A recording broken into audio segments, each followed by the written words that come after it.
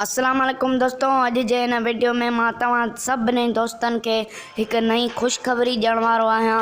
हिकु नओं ड्रामो अचण वारो आहे KTN एंटरटेनमेंट जे यूट्यूब चैनल ते। दोस्तों तव्हां सभु ही ख़ुशख़बरी ॿुधी ख़ुशि थी ईंदव। त दोस्तों ही ख़ुशख़बरी कहिड़ी आहे, अॼु जी हिन वीडियो में मां तव्हांखे ॿुधाईंदुमि। त दोस्तों वीडियो खे लास्ट ताईं ज़रूरु ॾिसिजो। देरी करे बिना अॻिते थो वधां ऐं शुरू थो कयां ही अॼु जो वीडियो।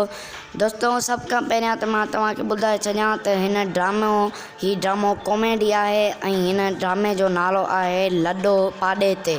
हिन ड्रामे जो नालो आहे लॾो पाॾे ते ऐं हिन ड्रामे जी स्टार कास्ट में शामिल आहिनि तानिया चन्ना, शबीना चन्ना, रंजन चांग, शमा मंगी। त दोस्तों इहे अदाकार हिन ड्रामे जी स्टार कास्ट में शामिल आहिनि ऐं दोस्तों ही ड्रामो तमामु जल्द तव्हांखे ॾिसण में ईंदो ऐं हिन ड्रामे जा टीज़र बि लॉन्च कया विया आहिनि। हिकु न ॿ न पर 3 टीज़र हिन जा लॉन्च कया विया आहिनि। सो बि अॼोके ॾींहं ते उन्हनि 3 टीज़रनि जी मां तव्हांखे डिस्क्रिप्शन में लिंक ॾींदुमि। तव्हां उन लिंक ते क्लिक करे ही ड्रामे जा टीज़र तव्हां ॾिसी सघो था।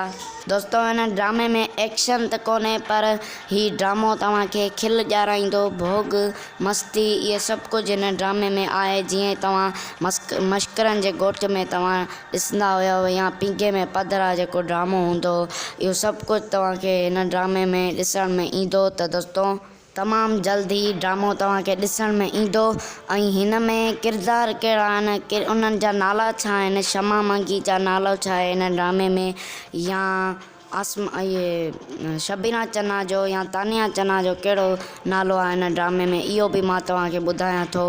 दोस्तों शमा मंगी जो हिन ड्रामे में नालो आहे मलूका ऐं रंजन चांग जो हिन ड्रामे में नालो आहे वेचारो। शबीना चन्ना जो हिन ड्रामे में नालो आहे सुहागण ऐं तानिया चन्ना जो नालो आहे हिन ड्रामे में शहज़ादी ऐं उनजो जेको आशिक़ हूंदो आहे, उन जंहिंसां उहा प्यारु कंदी आहे, उनजो नालो हूंदो आहे हिन ड्रामे में रहीम। ऐं जेको ॾाढनि जो ॾे ड्रामे में कंडू हूंदो, उहो बि हिन ड्रामे में तव्हांखे मश्करी कंदे ॾेखारण में ईंदो। त दोस्तों इहे सभु अदाकार मश्करा हिन में अथव। हीअ ड्रामो तमामु बहितरीनु थियण वारो आहे। हीअ ड्रामो तव्हां ॾिसण न विसारींदा।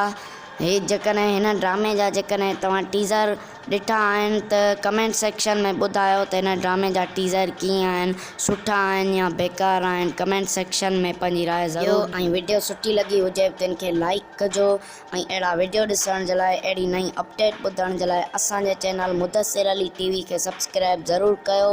मिलूं था कंहिं ॿिए वीडियो ते, तेसिताईं अल्लाह हाफ़िज़।